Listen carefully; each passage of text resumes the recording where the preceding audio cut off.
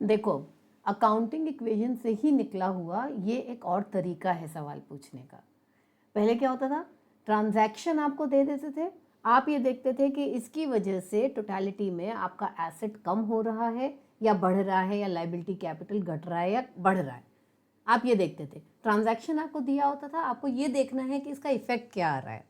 और अब इफेक्ट दे दिया और आपसे ये पूछा है कि बताइए ऐसा कौन सा ट्रांजैक्शन आप बनाओगे जिसकी वजह से ये पॉइंट सही बैठेगा। आप समझ रहे हैं बात को, कि पहले ट्रांजैक्शन दे करके इफेक्ट पूछ रहे थे, अब इफेक्ट दे के ट्रांजैक्शन पूछ रहे हैं। नहीं समझ में आया? चलो पहला वाला पढ़ते हैं, दिमाग लगाएंगे। ठीक है, इस क्वेश्चन में पर्टिकुलरली सबके जवाब अलग अलग हो सकते हैं। क्यों? क्योंकि हमें ट्रांजैक्शन बताना है और ट्रांजैक्शन एक ही नहीं होता, अलग अलग तरीके के होते हैं। अब मैं खुद ही आपको एक एक केस के दो दो तीन तीन एग्जाम्पल बताऊंगी। तो आपने कुछ और लिखा होगा, बाजू वाले ने कुछ और लिखा होगा, फ्रेंड ने कुछ और लिखा होगा, लेकिन अगर उसका नेट इफेक्ट यही आ रहा है जो इस क्वेश्चन में कहा गया है तो आपकी बात बिल्कुल सही है, तीनों के तीनों सही हैं। ठीक, चलिए पहला पढ़ते हैं हम लोग। Increase in one asset, decrease in another asset. अब आपको पता है that A is equal to C plus L. Accounting equation जो भी हमने सीखा है, A में बहुत सारे आइटम्स होते हैं, मैंने आपको बताया। C में एक ही होता है और L में कम से कम हम 2 या 3 मान के चलते हैं। ये अभी हम पहले डिस्कस कर चुके हैं। अब आपका पॉइंट क्या कहता है कि कोई ऐसा ट्रांजैक्शन बताइए जिसमें कि एक एसेट कम हो रहा है और एक एसेट बढ़ रहा है। मतलब C में कोई इफेक्ट नहीं, L में कोई इफेक्ट नहीं, A में ही प्लस और A में ही माइनस, ऐसा बताइए। तो आपको कई सारे एग्जाम्पल्स आ सकते हैं। पहला एग्जाम्पल मैं आपको बताती हूं, गुड्स परचेज्ड फॉर कैश भी लिख सकते हैं और केवल गुड्स परचेज लिखा है तो भी। मैंने आपको पहले बताया था एक लेक्चर में कि अगर आपने कैश लिखा है या नहीं लिखा है, आपको क्या अंडरस्टैंड करना है, आपको मालूम है। थंब रूल के नाम से एक वीडियो सेशन है, उसमें ये बताया है मैंने, ध्यान ना हो तो दोबारा देखिएगा। गुड्स परचेज लिखा है या गुड्स परचेज फॉर कैश, दोनों एक ही बात है। अब इससे क्या हो रहा है, एक है हमारा कैश जो कि कम हो रहा है, इसको कैश को मुझे यहाँ लिखना चाहिए। आपने माल खरीदा नगद से, तो आपके पास से क्या गया, नगद गया, और क्या आया, माल आया। दोनों ही एसेट हैं। तो एक एसेट जो कैश है वो कम हो रहा है और एक एसेट जो गुड्स है वो बढ़ रहा है। तो ये हो गया increase in one asset, decrease in another asset. ठीक, कुछ और करते हैं। किसी दूसरे ने क्या लिखा, उसने लिखा फर्नीचर परचेज्ड, फर्नीचर परचेज्ड। ये जो लाइंस बनाई है ना दो, ये मतलब जो ऊपर लिखा है डिट्टो वही, डिट्टो मतलब सेम टू सेम। तो परचेज्ड को मैं एज इट इज परचेज्ड बना के नीचे ले आई हूँ, मुझे पूरा वर्ड लिखने का जरूरत नहीं है, तो उसके लिए हम ऐसे दो लाइन खींच देते हैं। इसका मतलब होता है कि वही वर्ड नीचे एज इट इज चाहिए मुझे। तो फर्नीचर परचेज्ड, अब मैं फॉर कैश नहीं लिख रही हूँ, लिखूँ या नहीं लिखूँ आपको पता है, उसका इम्प्लीकेशन यही है कि वहाँ कैश लिखा हुआ है। तो अब गुड्स अलग चीज होती है, कैश तो कैश ही हो गया, और फर्नीचर भी एक एसेट है लेकिन वो गुड्स कैटेगरी में नहीं आता, वो अलग लिखा जाता है। तो अब यहां पर क्या हुआ, दूसरे वाले की अगर मैं बात करूं, कैश माइनस हो रहा है और फर्नीचर प्लस हो रहा है। अब ये जिसने लिखा होगा उसका भी सही है, क्योंकि अल्टीमेटली आपको कहां पहुंचना है, एक एसेट कम और एक एसेट बढ़ रहा है। तो वो इससे भी हो रहा है, दूसरे वाले से भी हो रहा है, तीसरे पे चलते हैं। ठीक है, मोहन अ डेटर, मैंने कहा था बी साइलेंट होता है, तो डेबिटर नहीं होता, डेटर होता है। मोहन अ डेटर पेड अस 5000। ठीक है, मोहन एक डेटर था। अब पुरानी चीजें मैंने कहा था हम भूल नहीं सकते, हम ये नहीं है कि वहां सुना और वहां भूल गए, हमें सब कुछ साथ लेके चलना है। तो मोहन एक डेटर था। डेटर कौन होता है, डेटर वो आदमी होता है जिसको आपने माल बेचा है और आपको उससे पैसा अभी मिलना बाकी है। इसका मतलब आपकी अथॉरिटी है उस आदमी के ऊपर। अथॉरिटी भी एक एसेट होती है, तो जो मोहन एज अ डेटर है वो भी हमारे लिए एसेट साइड में ही लिखा जाएगा। ठीक, अब मोहन डेटर पेड अस 5000। मोहन जो कि एक डेटर था जिसके ऊपर हमारी एक अथॉरिटी थी जिसने हमसे माल खरीदा था और उसे अभी हमको पैसा देना बाकी है, उसने हमें 5,000 रुपया दे दिया। अब उसने जो हमें 5,000 रुपया दिया तो उसकी वजह से हमारा कैश 5,000 से बढ़ गया और मोहन के ऊपर जो हमारी अथॉरिटी थी वो 5,000 रुपए से कम हो गई। एक बार फिर एक एसेट बढ़ा और एक एसेट कम हो गया। तो बहुत सारे एग्जाम्पल्स हो सकते हैं। आपको ऐसा बिल्कुल नहीं सोचना है कि जो आपने लिखा है वो सही है या बाजू वाले का सही है। अगर उसका नेट इफेक्ट ये आ रहा है तो दोनों, तीनों, चारों, सैकड़ों सब सही है। अंडरस्टूड? अब चलते हैं हम नेक्स्ट वाले पे। Increase in asset and increase in liability. Asset भी बढ़ रहा है और लायबिलिटी भी बढ़ रही है। अब सोचो, दिमाग लगाओ, ये साइड है हमारा asset, A is equal to C plus L. Asset को भी बढ़ना है और लायबिलिटी को भी बढ़ना है। कैसे होगा ये? सिंपल तरीका है, आपने माल खरीदा लेकिन उधार पे खरीदा, आपने अभी पैसा नहीं दिया, तो क्या हुआ? इधर में आपका गुड्स बढ़ गया और इस तरफ जिससे आपने माल खरीदा है और पैसा नहीं दिया है, मतलब आपके ऊपर रिस्पॉन्सिबिलिटी आ गई है पेमेंट करने की, तो उस पार्टी को जिसे आपने पैसा देना है उसे क्रेडिटर कहा जाता है। इसमें कोई भी अक्षर साइलेंट नहीं होता, क्रेडिटर जैसा लिखा है वैसा ही बोलते हैं। तो आपकी रिस्पॉन्सिबिलिटी यानी कि लायबिलिटी यानी क्रेडिटर बढ़ गया। एग्जाम्पल हो गया आपका increase in asset, increase in liability. बात खत्म। एक और एग्जाम्पल, मैंने कहा था सबके दो दो एग्जाम्पल दूंगी कम से कम। दूसरा एग्जाम्पल लेते हैं, इनकम रिसीव्ड इन एडवांस। किसी ने आपको पैसा एडवांस में दे दिया, अभी आपने काम नहीं किया है, आपको पैसा समय से पहले मिल गया है। पैसा तो मिल गया, समय से पहले ही सही, मगर पैसा तो मिल गया, तो इसका मतलब है कैश आपके पास में प्लस हो गया यानी कि बढ़ गया। लेकिन आपने अभी काम नहीं किया है, तो उस काम को करके देना आपकी रिस्पॉन्सिबिलिटी है, जब तक कि आपके मन में बेईमानी ना हो कि पैसा तो मिल गया, काम करो ना करो क्या फर्क पड़ता है। वहां अकाउंट्स फेल हो जाता है। इसलिए अकाउंट्स ईमानदारी से करते हैं। तो आपने अगर किसी से समय से पहले पैसा ले लिया है तो उसे काम पूरा करके देना आपकी रिस्पॉन्सिबिलिटी है। तो एक बार फिर लायबिलिटी कॉलम में आपके पास में आ जाएगा इनकम रिसीव्ड इन एडवांस।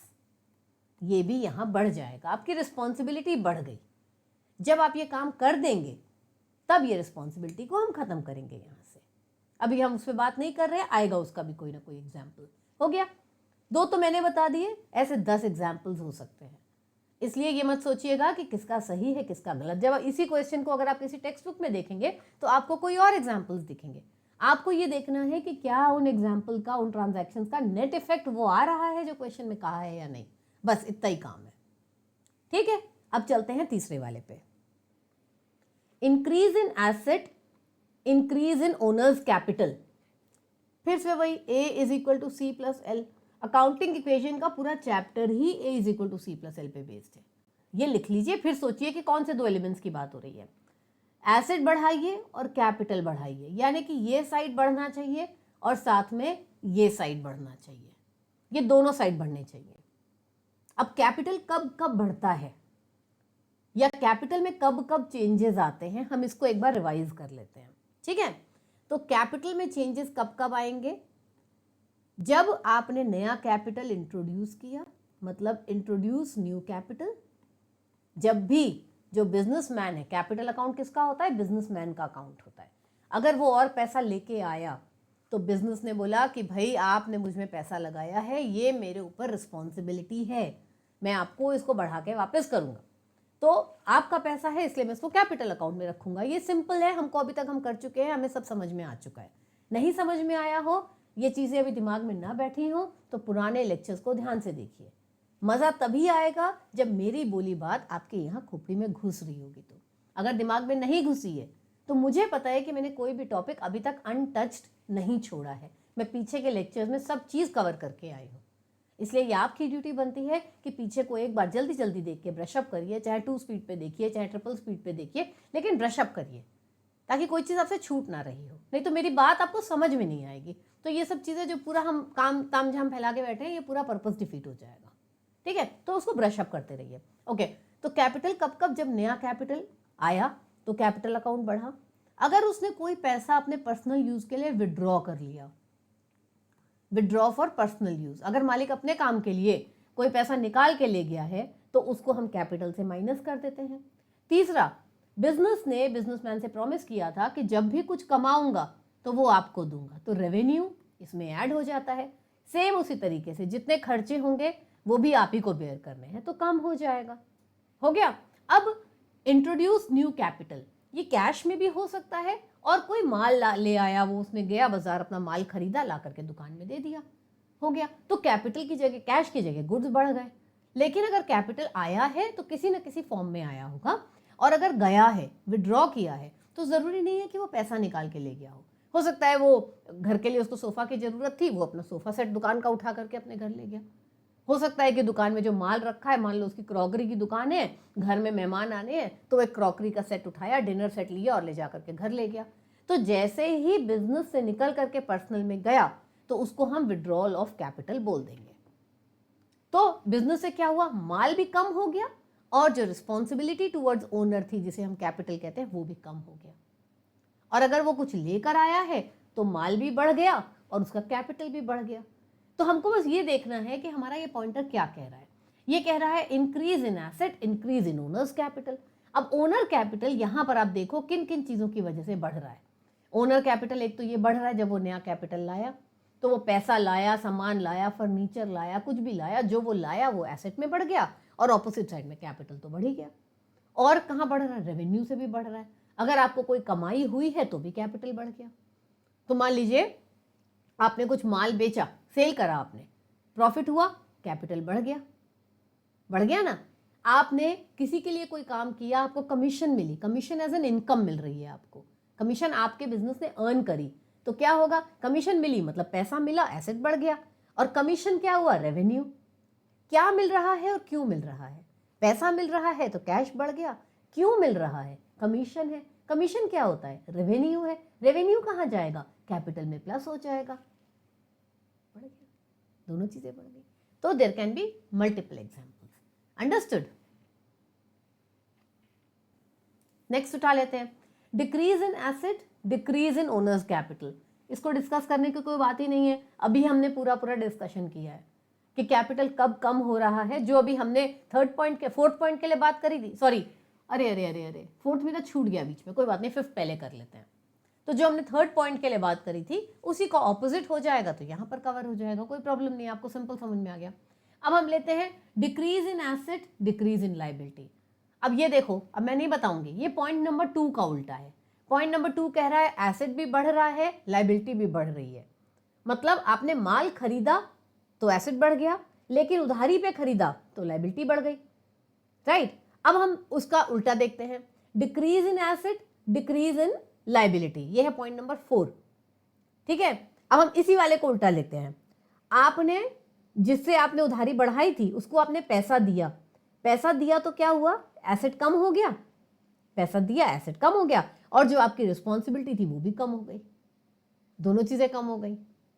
आई बात समझ में। तो ये हो गया हमारा पॉइंट नंबर 4। तो बहुत लॉजिकल है, आपको ऐसा नहीं है कि किताब में कोई एग्जांपल्स लिखे हैं आपको वो याद करने हैं या वही आपको सुनना, कुछ नहीं है। तो आपको बस ये सोचना है कि यस, आपके अकाउंटिंग इक्वेशन में ये क्या इम्पैक्ट दे रहा है। अगर यही इम्पैक्ट दे रहा है तो आपके लिए फुल कोई प्रॉब्लम नहीं है इसमें। जो इसके पहले हमने एग्जाम्पल दिया था या जो हमने न्यूमेरिकल सॉल्व किया है, आप उसी को देखोगे तो उसी का कोई एग्जाम्पल उठा के यहाँ डाल सकते हो। ये सब चीज़ें याद करने की है ही नहीं, आपको सिर्फ समझना है और दिमाग दौड़ाना है और काम करना है, सिंपल सी बात है कि अच्छा हाँ ऐसा करेंगे भी तो यही होगा, ये करेंगे तो भी यही होगा, यही करना है आपको। Next, decrease in liability, increase in owner capital. अब A is equal to C plus L, liability गिर रही है और कैपिटल बढ़ रहा है, आपको ये करके देना है। अब सोचिए इस पे कैसे बनेगा, लाइबिलिटी गिर रही है और कैपिटल बढ़ रहा है। आया कुछ दिमाग में कि लाइबिलिटी गिर रही है और कैपिटल बढ़ रहा है। अब कैपिटल कब कब बढ़ेगा आप बताओ। कैपिटल बढ़ने के लिए हमने 2 तरीके देखे थे, एक तो इंट्रोडक्शन ऑफ न्यू कैपिटल, एक था ये पॉइंट जब वो नया कैपिटल लाएगा तो कैपिटल बढ़ेगा, और दूसरा हमने क्या लिखा था, अगर कोई रेवेन्यू होगा तो कैपिटल बढ़ेगा। बात हुई। अब हमको इसके साथ साथ ये भी देखना है कि लायबिलिटी भी घटनी चाहिए। तो इनसे हम क्या ट्रांजैक्शन बनाएं कि लायबिलिटी घट रही हो।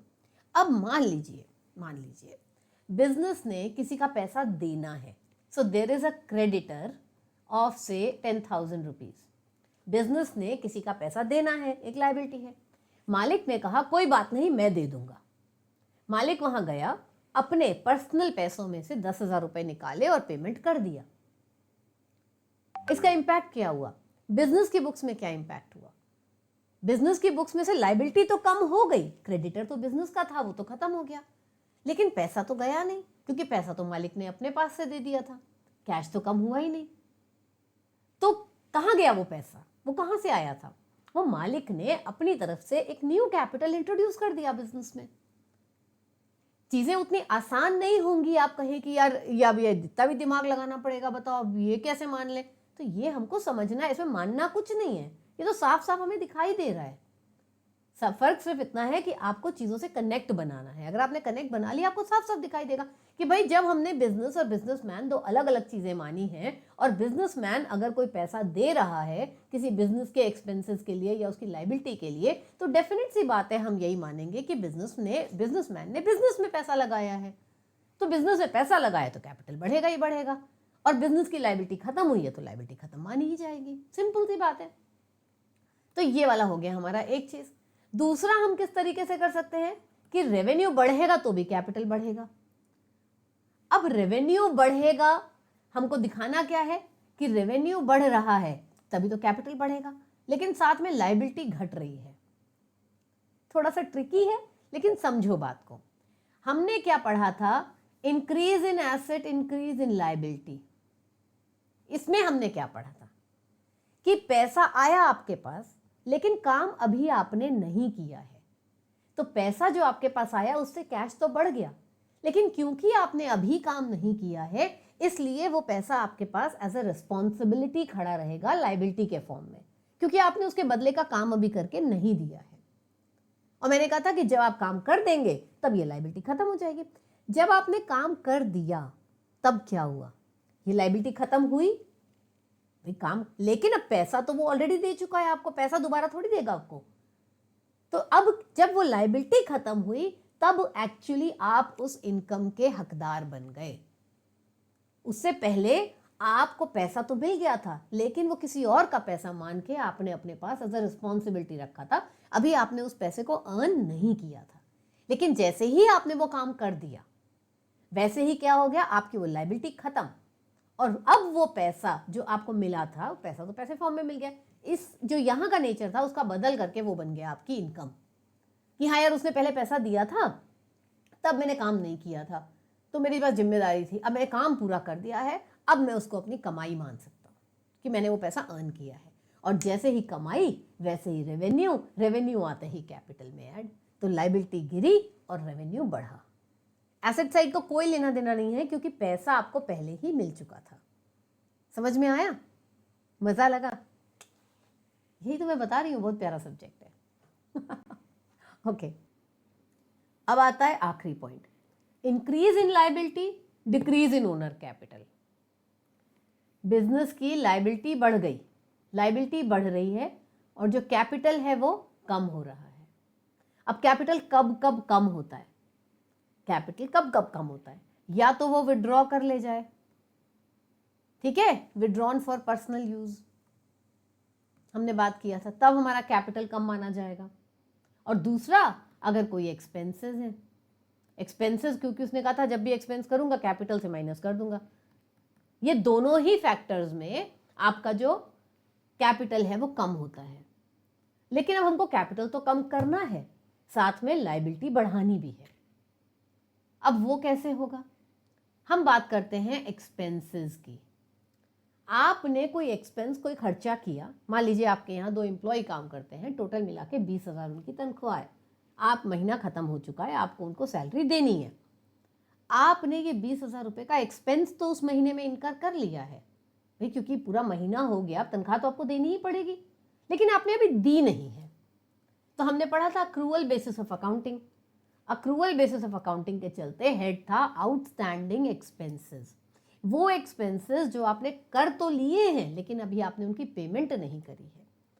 क्योंकि एक्सपेंसेस इनकर हो गए हैं इसलिए उन्हें एक्सपेंस तो माना ही जाएगा, एक्सपेंस तो मानेंगे ही मानेंगे, लेकिन क्योंकि आपने उनकी पेमेंट नहीं करी है इसलिए आपके ऊपर उनकी रिस्पॉन्सिबिलिटी अभी खड़ी रहेगी।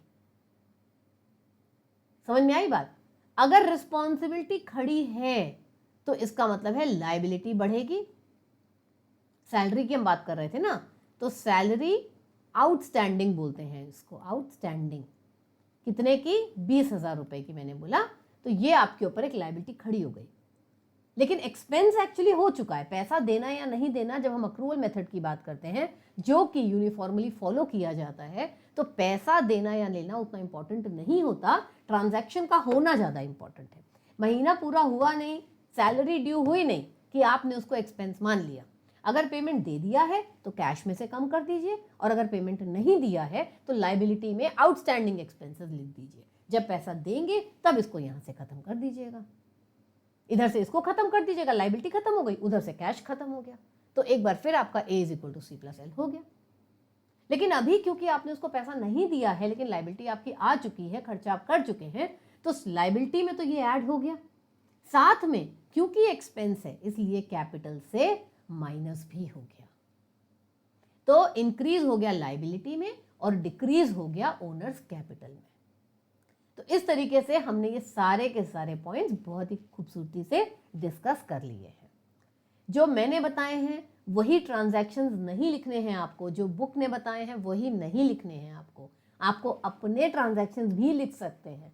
आपको इन पॉइंटर्स को उठा के ट्रांजैक्शंस को साथ में याद नहीं करना है।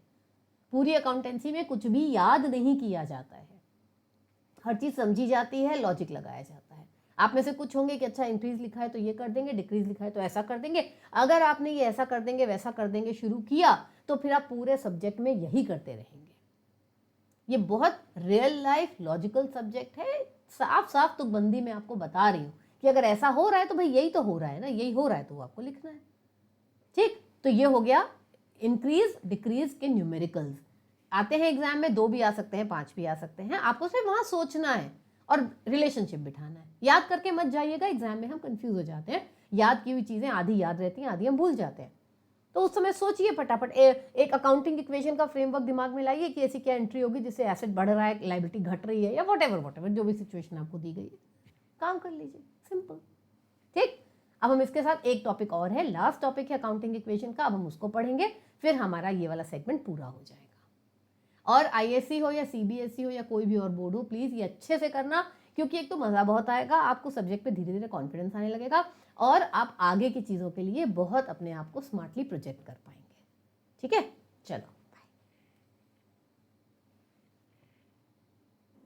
हाँ, और एक बात और, इस सेगमेंट के लिए मैं कोई न्यूमेरिकल नहीं दे रही हूँ, क्योंकि मैंने बताया कि ये एक ऐसा सेगमेंट है जिसके कई सारे जवाब हो सकते हैं। तो मैं अननेसेसरी एक क्वेश्चन के साथ एक आंसर देकर आपको कंफ्यूज नहीं करना चाहती। ये जो क्वेश्चन लिखा हुआ है यही आपका क्वेश्चन है, इसी को सॉल्व करिए, मल्टीपल टाइम सॉल्व करिए, मल्टीपल तरीकों से, रिजल्ट हर बार यही आना चाहिए। That is the challenge. Okay.